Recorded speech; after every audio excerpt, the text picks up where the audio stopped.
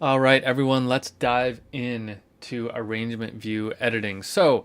Uh, first of all, welcome to Ableton Live 10 Part 3, um, coming to you from a very, very, very cold Minneapolis, Minnesota. It is the dead of winter right now, and it is, I don't know, negative 13 or something crazy outside right now.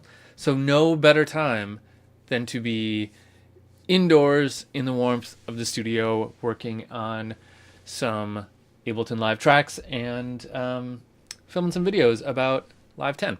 So let's dive in. Now in this section, and I think probably throughout this whole class, the Ableton Live 3 thing that I'm doing here, I'm going to be using a couple of tracks that are not mine. These tracks are by one of my colleagues at Slam Academy, James Patrick.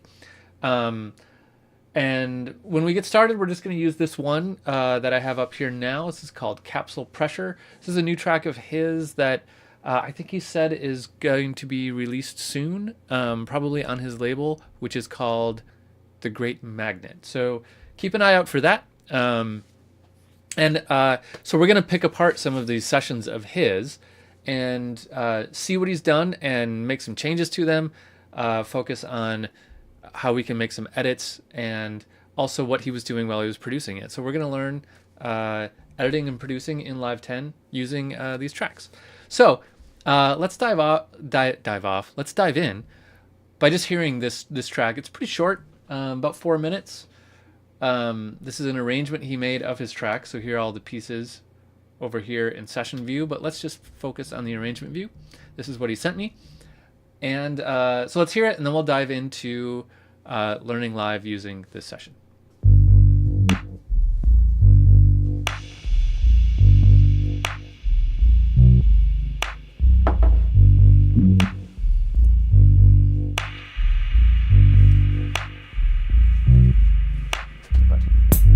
Yeah.